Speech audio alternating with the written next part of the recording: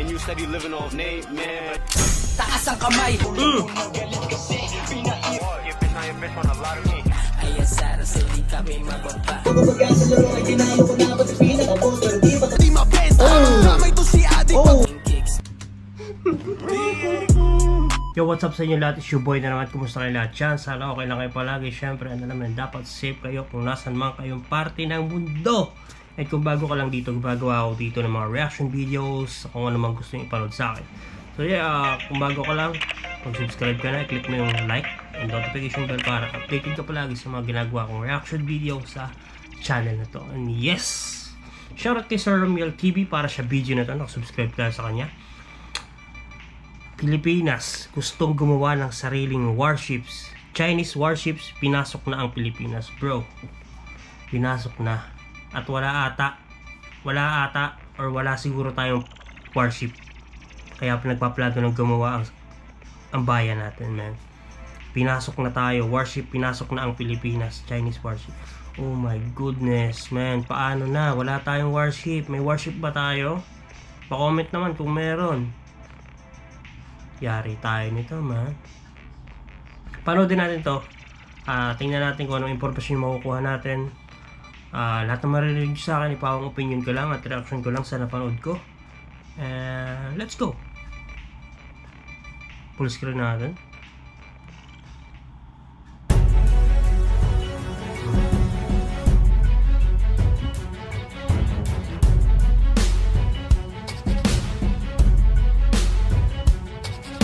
Sa atin ba yan? Sa atin ba yung worship na to?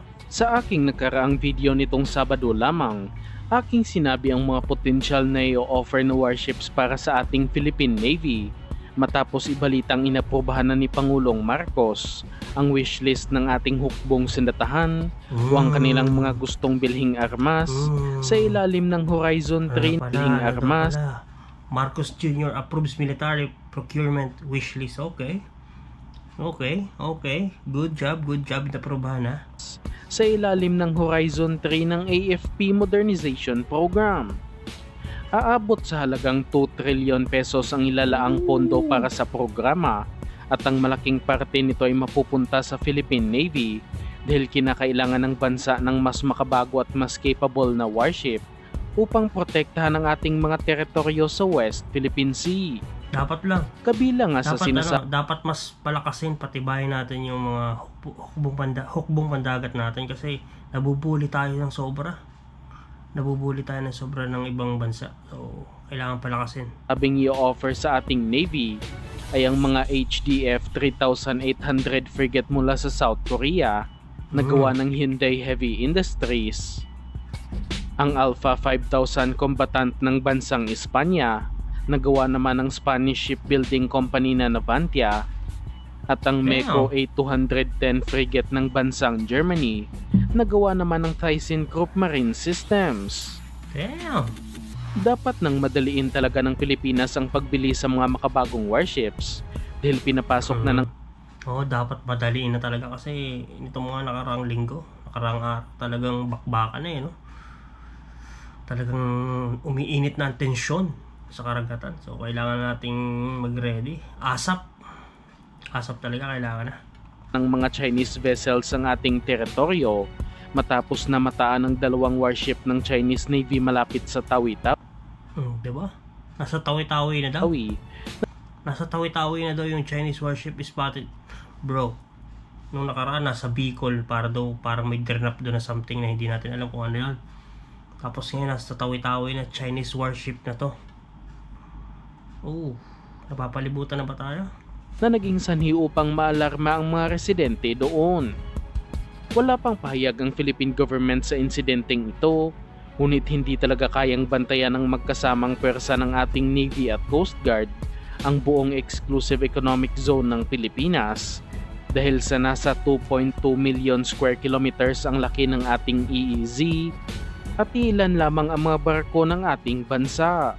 Grabe, paunti-unti kawawa naman tayo. Ang laki-laki nung area natin tapos maliliit at kokonti yung ating mga pangdigma, barkong pandigma. Nakakaawa na kaya talaga nabubuli tayo. Na rin namang dumadami ang ating mga warships at patrol vessels Ngunit sobrang layo pa nito sa totoong target ng Philippine Navy na ilang daang barko at dapat maging agresibo na ang Philippine government sa paghahanap ng pondo dahil hindi na nirerespeto ng China ang ating teritoryo. Oo nga, oo. At sa bagong balita na ating nakalap, gusto na ng Philippine Navy na gumawa ng sariling mga warships dito sa ating bansa sa gitna ng Tama, dapat may ano tayo, hindi lang puro angkat, puro bili sa ibang bansa. Puro second hand, di ba? So, kailangan meron din tayong sariling atin, yung gawang Pinoy. So, kung meron bang mag-i-sponsor dyan sa Pinas na magaling gumawa ng pandigma, eh, dito na lang tayo. At least sariling gawa natin at alam natin na gawang Pinoy talaga.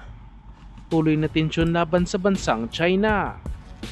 Ayon sa tagapagsalita ng Philippine Navy, ayaw na umano ng Department of National Defense na bumili ang Pilipinas ng warships mula sa ibang bansa dahil mas magastos pa umano ang maintenance ng mga ito kumpara sa presyo mismo ng nabiling warship.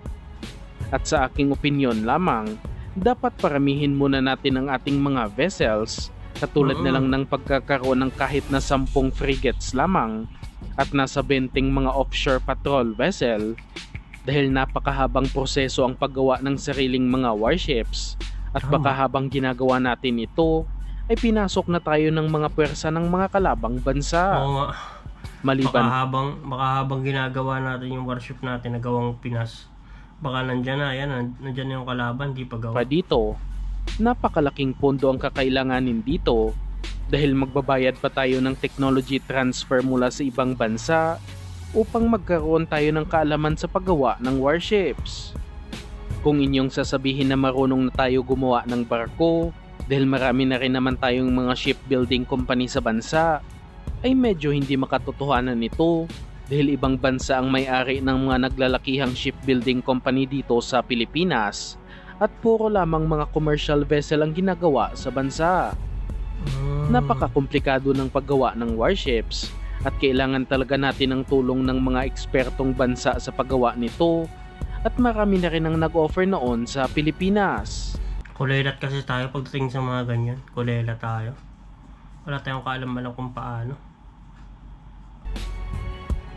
Kabilang na nga sa nag-offer ang ASPAT ng bansang Turkey na kung saan nag-offer sila ng kanilang offshore patrol vessel sa bansa at nagsabi pa mismo ang mga Turkish officials na napakalaki ng tsansa na manalo sila sa proyekto noon dahil kasama ang technology transfer sa kanilang offer.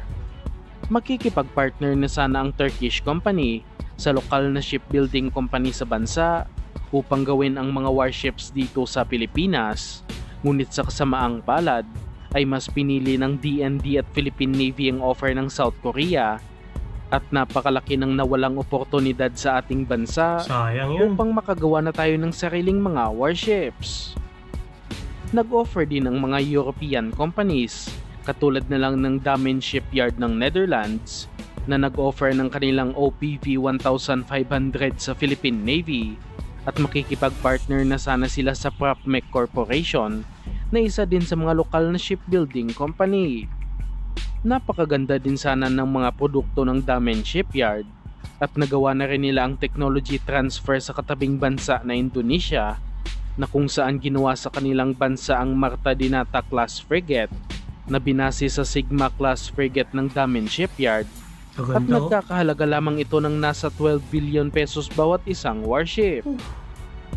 At ang isa pa sa nag-offer noon ay ang naval group ng bansang France, ngunit hindi rin pinalad sa proyekto at ang Hyundai Heavy Industries talaga ng South Korea ang nanalo kahit hindi kasama ang technology transfer sa kanilang offer.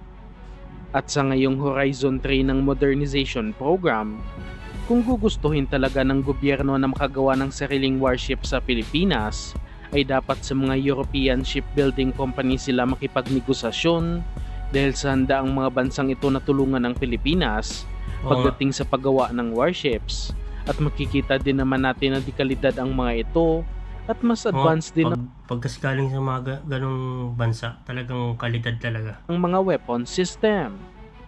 Sa ngayon, ang technology transfer pa lang na tinanggap ng ating bansa ay mula sa Israel Shipyards ng Israel, na kung saan nakapagtayo na rin sila ng pasilidad sa Cavite dahil inaasahang dito gagawin ang mga susunod na Acero-class fast attack craft at magandang panimulan na rin ito para sa planong paggawa ng sariling vessels ng Pilipinas. Kailan kaya matatapos yan, no? Kasi paigpit ng paigpit, patindi ng patindi yung tension sa karagatan natin. Kailan pa matatapos yun, no?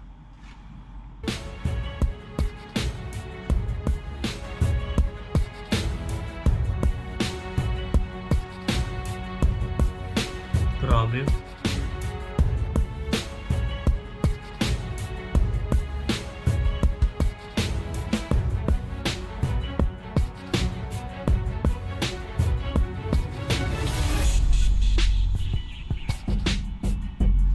Yan na yan. So yun, napanood na natin. Grabe, no? Kailangan talaga natin maghanda na. Kasi patindi ng patindi talaga yung tension. Dapat gumawa na talaga tayo ng sarili natin ng mabilis, ng mabilisan.